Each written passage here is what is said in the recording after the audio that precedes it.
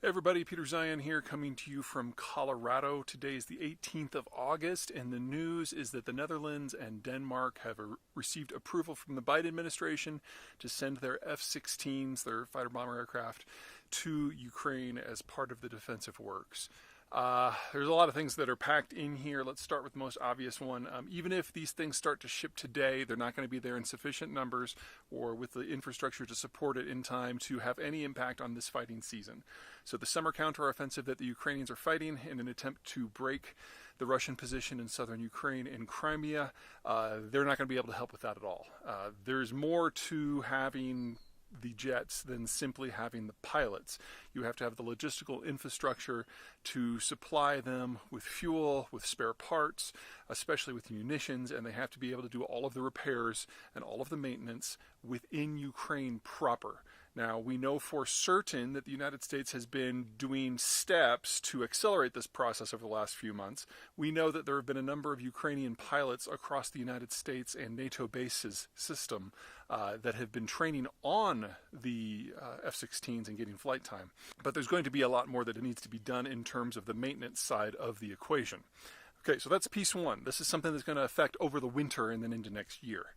Second, the players, the Netherlands and Denmark, basically run almost exclusively American-equipped forces.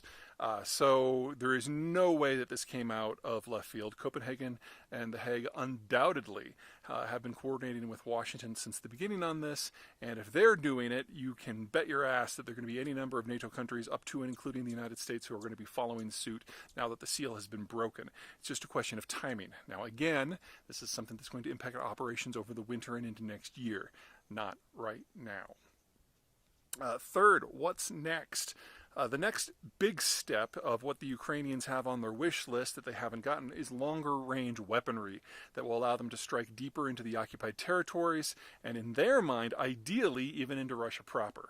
Now, the primary reason why this specific request has been denied so far by all of the Western allies is they don't want to provoke the Russians to a direct fight. But as the Russians move deeper and deeper into isolation, and as it becomes possible that this is going to be a broader conflict in economic terms, even if not in military ones, that argument has been losing luster in a number of places in the Western world. No one wants to start World War III, obviously, but it's pretty obvious who's doing the raping and the genocide, and that is no one on the west side of the line.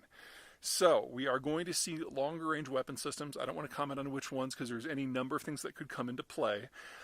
And the argument that they cannot be used within Russia proper is weakening as well. Now, it's a political decision if they decide to remove that stricture. But if you look at what's been happening over the last few weeks, the Ukrainians have been provided with Storm Shadow missiles by the Brits, and that's a longer-range weapon system more than capable of striking into Russia proper, but the Russians have not once used it to do so. At the same time, the Ukrainians have developed a number of weapon systems, including drones launched by Special Forces troops and suicide drones that are maritime in style to directly attack Russian targets within Russia proper. They don't necessarily need Western tech to take the war to Moscow. And since we're seeing this blurring of capabilities, the idea that simply because a weapon has a range that could be problematic, that it automatically is problematic, that argument is fading very, very quickly. There's still going to be a lot of brackets on all of this. This is not going to be something that's going to change overnight.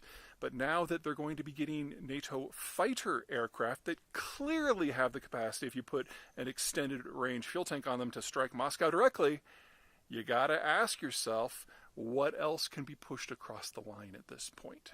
And that's the discussion that's going to be happening in Brussels, in London, in Berlin, in Paris, and Washington quite aggressively over the next couple of months. And by the time we get to the end of the year, I have no doubt that in addition to longer-range missiles, artillery systems, and jets, there'll be a whole phalanx of additional technologies going to be handed over in order to help the Ukrainians out.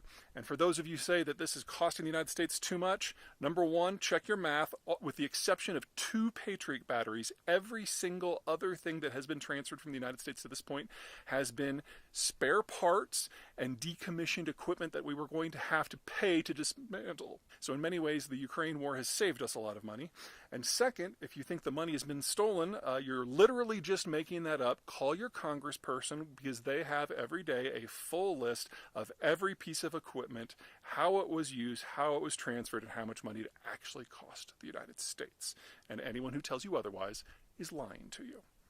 All right, that's it.